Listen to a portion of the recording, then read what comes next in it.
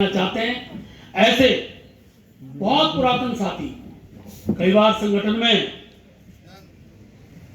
नाराजगी भी होती होगी, लेकिन मुझे बहुत हृदय से खुशी है कि हमारे पूर्व विधायक शैलेंद्र रावत जी ने आज विधिवत रूप से पार्टी की सत्ता ग्रहण की है। मैं आपका हृदय से स्वागत अभिनंदन करता हूं। शैलेंद्र जी कोटद्वार के अंदर एक प्रभावी नेतृत्व है और पिछली बार आप ये अपनी यमकेश्वर विधानसभा चुनाव लड़े थे कांग्रेस के टिकट पर, और आज हमारे दल में सम्मिलित हुए, आपका स्वागत है। अपने श्रीमान कृष्णकांत कोठियाल जी प्रमुख भी रहे, जिला पंचायत सदस्य रहे, नगर पालिका के वहां चेयरमैन है।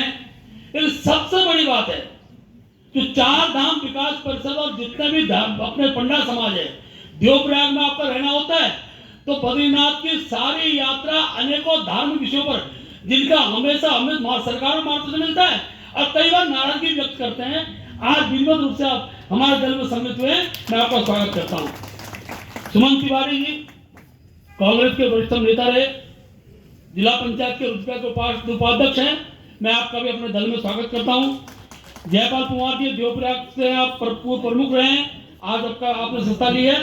और सबसे बड़ी बात, हमारे काल भारतीय जनता पार्टी के जब अपोजिशन में पार्टी थी उसमें नेता प्रतिपक्ष रहे, उत्तराखंड सरकार में मंत्री रहे, अभी उम्र काफी हो गई है कि उनके सुपुत्र राजीव कंडारी जी, माधव कंडारी जी के सुपुत्र राजीव कंडारी जी भी आज विधिवत रूप से पार्टी में आए।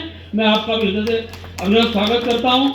अपने जिला पंचायत के अनेकों सदस्य, हमारे अनेकों ग्राम प्रधान, विभिन्न दलों के अनेकों प्रतिष्ठित दायित्व निर्वहन करने वाले ऐसे अनेकों कार्यकर्ता, मैं आप सबका अपने परिवार में हार्दिक अभिनंदन स्वागत करता हूं। हम जब परसों, क्योंकि 2 दिन पहले ही कार्यक्रम की रचना बनी और 2 ही दिन का समय दिया, इसलिए 2 दिन का समय है, बड़ी संख्या आएगी तो आज एक रैली और है, वो रैली प्रभावित ना हो जाए कि आज कांग्रेस का कार्यक्रम फेल होता है, खराब होता है, वो कहते बीजेपी वालों खराब कर दिया, इसलिए हमने बहुत सीरियस सोचा था। लेकिन अगर मैं इस पूरी संख्या को देखूं तो लगभग 2,500 से 3,000 लोगों ने आज विधिवत रूप से भारतीय जनता पार्टी सत्ता ग्रहण की है।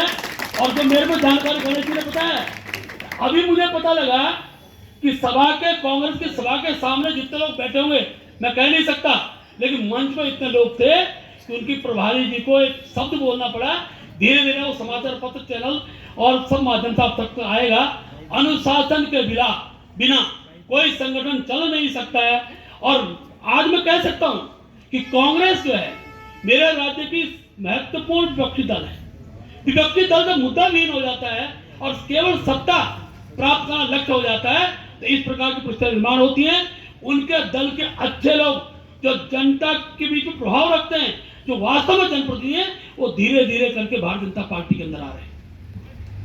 ये दूसरा कार्यक्रम हुआ है। पिछली बार एक पार्टी, उसके सभी वरिष्ठ कार्यकर्ता के साथ जुड़े, आज का कार्यक्रम है और ठीक 1 हफ्ते बाद हमारे साथ दिक्कत क्या है कि नाम इतने आते हैं।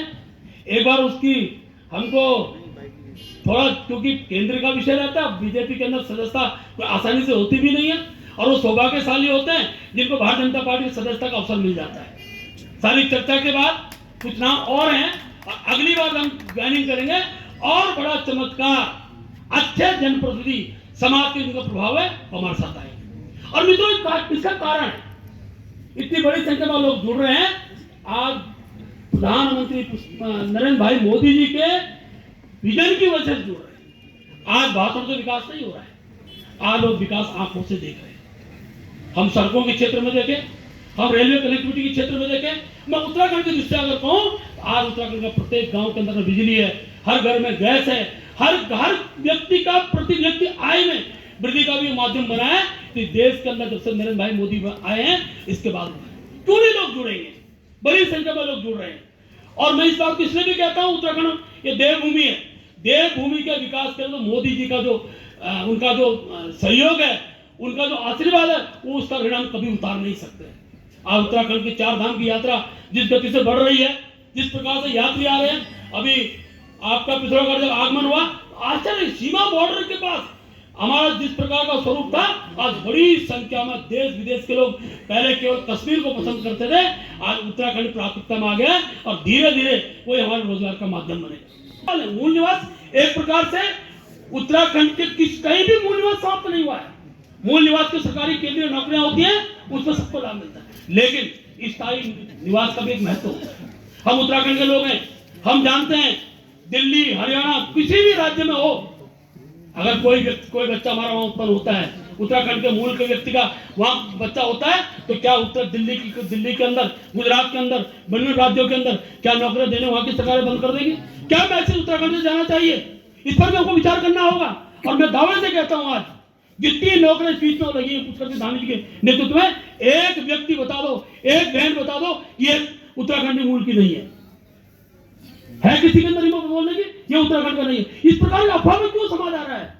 मैं आप सबसे आग्रह करना चाहता हूं, हमारे युवा साथियों को इस अफवाह को भी समाप्त करना पड़ेगा, इस अफवाह को ब्रेक करना पड़ेगा। उत्तराखंड के अंदर हर प्रकार की चिंता करने के लिए वही सरकार कटिबद्ध है जिसने राज्य बनाया है, और जिसने राज्य बनाया है इस राज्य के विकास के लिए वही सरकार कदम बढ़ा सकती है। इस भाव के साथ आज आप भारतीय जनता पार्टी से जुड़े हैं।